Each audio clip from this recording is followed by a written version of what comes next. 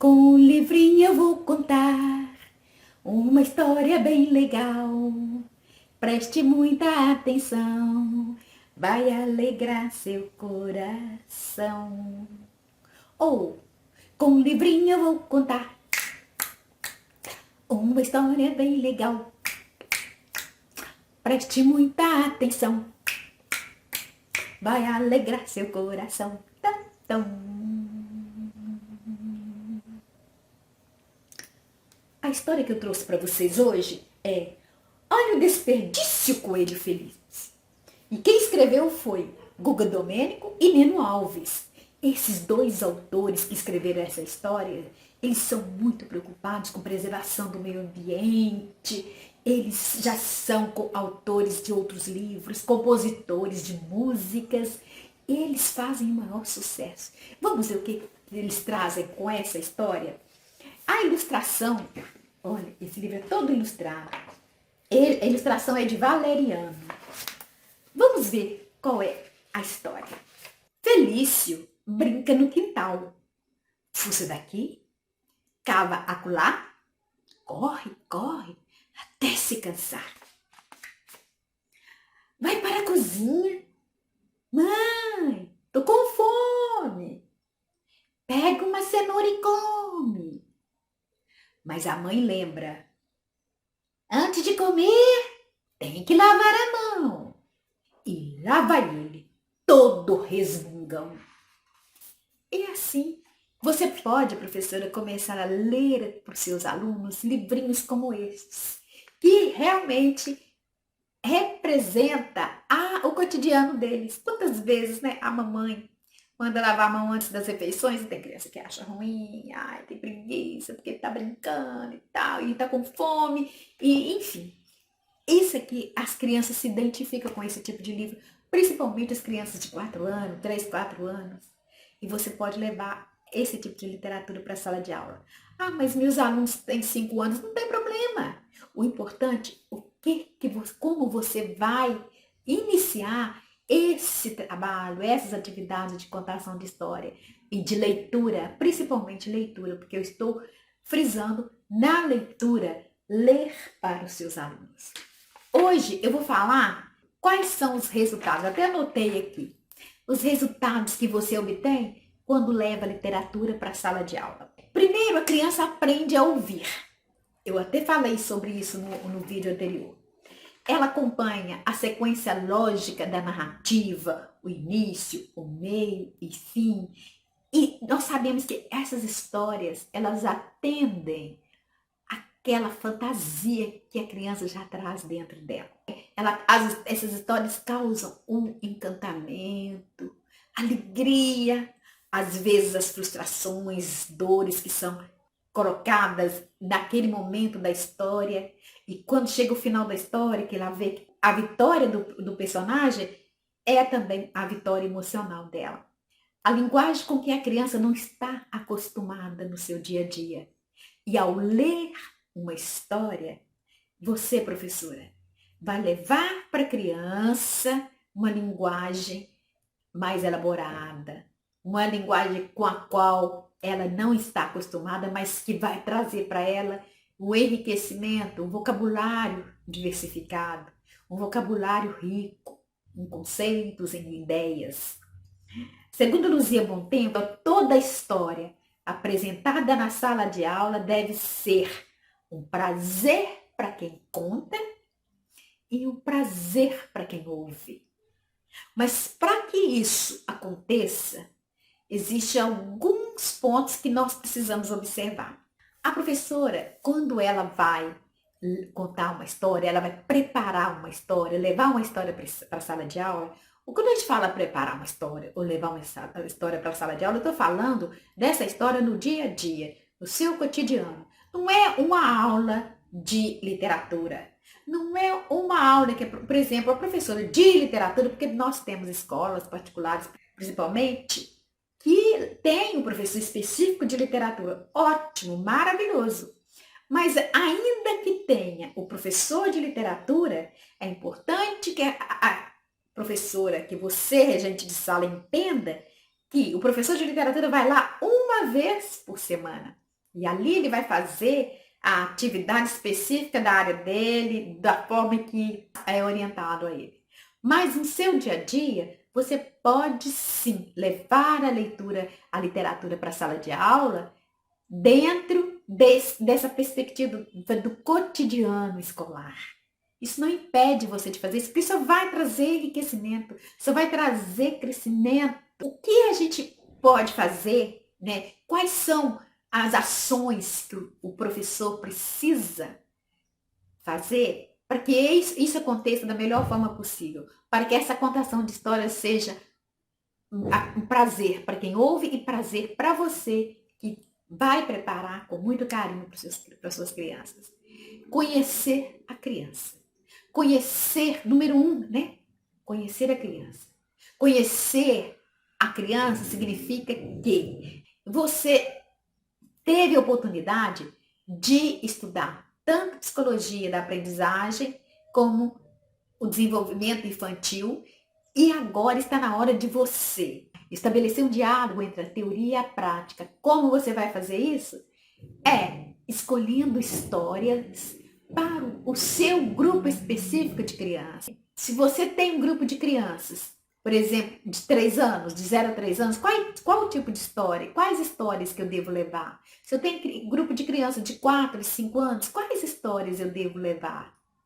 Mas também você precisa saber e entender que existem crianças de 4 e 5 anos que não têm o hábito de ouvir histórias e precisa de histórias curtas, com muitas ilustrações e que você vai saber levar no momento certo essas histórias para as crianças, ainda que elas estejam lá no primeiro ano.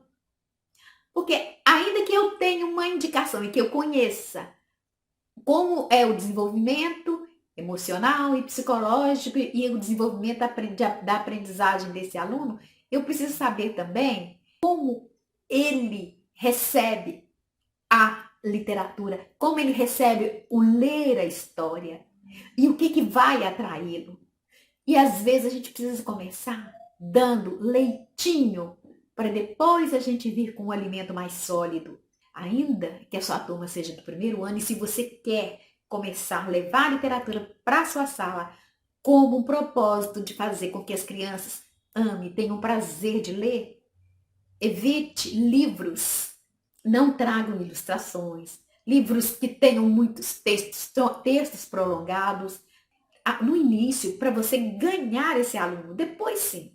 Aí você vai adequando as histórias de acordo com a sua turma e de acordo com aquilo que você está recebendo de retorno. Eles estão procurando os livros depois que você lê histórias, querem manusear os livros, eles querem que você leia ou releia aquela história, eles ficam ansiosos para que aquele momento da história chegue. Tudo isso é o feedback que as crianças te dão para que você continue. São gatilhos e são retornos que as crianças dão para a gente, para que a gente possa continuar ou possa mudar as estratégias para que eles recebam a leitura, né, o ato de ler histórias e para que eles possam ter o hábito de ouvir, aprender a ouvir. Além de você levar esse momento teórico e prático na prática, estabelecer esse diálogo, nós precisamos entender que preparar a história, não é? Porque você não vai chegar lá, eu estou com esse livro aqui, esse livro é curtinho, é pequenininho, eu vou ler rapidinho e vou ler para a história para as crianças. Ao ler a história, você precisa entender a estrutura da história, que horas que você vai trocar, mudar a entonação da voz. E só você preparando e estudando a história que você vai conseguir fazer isso. E ao estudar a história, você vai perceber se você precisa cantar, se dá para colocar uma música no meio da história, se dá para você interagir no meio da história, pedir que eles façam uma interação na história, eles entrem na história com você. Se dá para você usar um objeto de percussão, não é? Ou um violão, ou um batuque, fazer um batuque, ou fazer gestos de percussão com as mãos, ou gestos mesmos que você pode utilizar.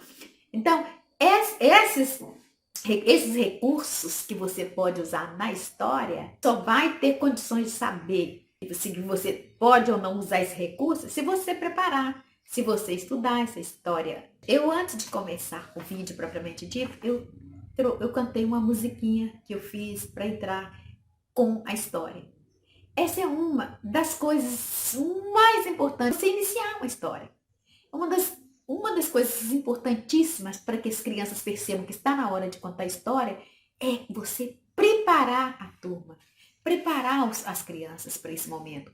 Embora esse momento esteja dentro da rotina, embora esse momento esteja dentro da rodinha, que seja a primeira ou que seja a segunda, mas as crianças estão numa conversa informal na rodinha, elas estão fazendo uma brincadeiras. Você já fez as atividades da rotina diária, por exemplo, falando dos cartazes, falando do tempo, né? Analisando o tempo, analisando quantas meninas, quantos meninos, enfim.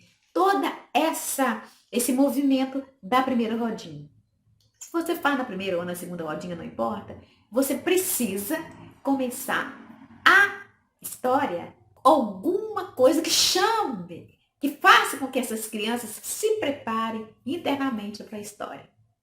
Por exemplo, com uma música, ou com uma quadrinha, ou com apenas gestos. Eu tenho uma coisa que eu gosto muito de fazer, quando eu vou contar história, às vezes num ambiente maior, né, num grupo de crianças maiores, eu começo falando baixinho assim, ó. Se você estiver me escutando, põe a mão no nariz.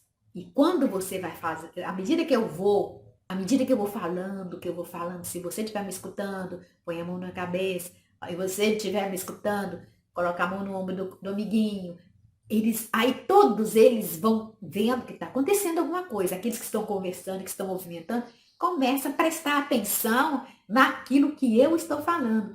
E logo, logo, no final, todos estão participando. Aí eu vou, se você estiver me escutando, põe a mão na boquinha e ó, vamos ouvir a historinha. Gente, é uma delícia.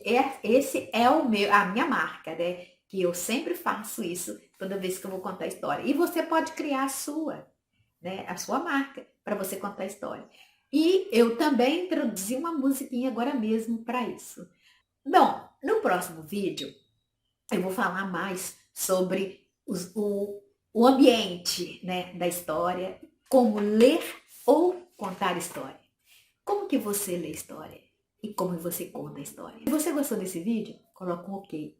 Se você quiser fazer alguma pergunta, deixa aí na descrição. E eu terei o maior prazer de responder. Compartilhe esse vídeo e não deixe de apertar. Clica aí nesse sininho que está aí embaixo, porque toda vez que eu colocar um vídeo novo, você será notificado desse vídeo, tá ok? Um beijo no seu coração e até o próximo.